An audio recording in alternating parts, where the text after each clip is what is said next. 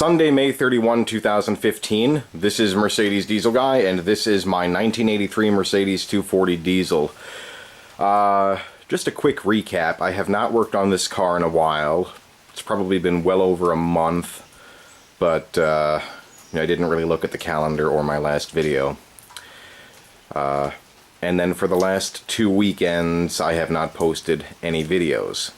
I was away on vacation, and I do have a little bit of video, just some fun stuff from that, which I will be posting soon. So, what I'm going to be doing today is continuing with the rear suspension work. I'm not redoing everything back there, but I do have to replace the trailing arm bushings, because the ones, especially on the rear passenger side, are just shot. And the difficulty I'm having with that is the right rear shock. The bolts are stuck in place. So once I get back under the car, I'm actually going to once again try to remove that rear shock, and the driver's side should come out no problem. I had the same difficulty with the driver's side months ago, but I freed up those bolts, and I don't anticipate any problem taking that back out again. So if I can get that out, then chances are with a little bit of luck, I may actually be able to replace those bushings today. And if not, I'll get that done in the near future. So anyhow, I'm going to get to work today, and you know how it is, stuck bolts slow me down severely. Hopefully I'll be able to have something to show for today's work. So wish me luck, and I'll update you at the end of the day. Okay, well, I'm under the car, and I've made some progress today. Not a lot, but progress is progress. Now, the first thing I did was I released the shock absorbers from the body up top behind the rear seat. And then I got under the car and got to work on the rear passenger side shock. With some careful work, I was able to remove one of the lower shock mount bolts, but the other snapped off on me. Thankfully, once it snapped off, I was able to get the shock straight out of the car. And with everything that has been removed here in the rear suspension, once that shock was out, I was able just to lift the spring out of the car. There was no tension at all on it. People online had told me as much. I didn't know if I'd believed them. I figured there would still be some tension and I would need my spring compressor to get it out, but that wasn't the case. Once that was out, I was able to extract the broken bolt without causing any further damage, so that's all good to go again. And then, just let me reposition here so I can show you what I did next.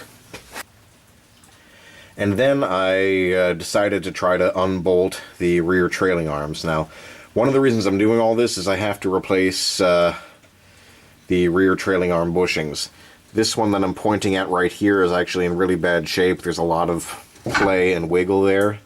So, I was able to loosen the two inner bolts here, but I absolutely cannot get to the outer bolts. So, I was hoping to avoid it, but it looks like the next time I'm out here, I'm going to have to lower the whole subframe. Thankfully, with the differential removed, it's a lot lighter, and really most of the work is done at this point. So, next time I'm out here, I'm going to disconnect the parking brake cables to give myself a little more wiggle room. I'm going to remove the driver's side shock. Like I said, I had those bolts at the bottom undone a few months ago, so that should come right out. It's already disconnected up top. You can see the spring here is under zero tension, so that's not a concern. So the parking brake cables, the shock absorber there, and then providing the two front mounts here on the subframe don't give me too much trouble. I release those, lower the whole subframe, and that should give me enough clearance to remove those inner bolts. And once I loosen those bolts, I can press out the old bushings, press in the new ones, and then this all goes back together. In the order in the reverse of the order I disassembled it, and that'll do it for the rear suspension. At this point I'm not planning to replace the rear subframe mounts. I mean, I may kick myself over that in the future. Then again, it's also probably going to be a couple of weeks before I get back to this, because as I said, next weekend I have to do some work on the Volvo, and that's probably going to take me most of the weekend.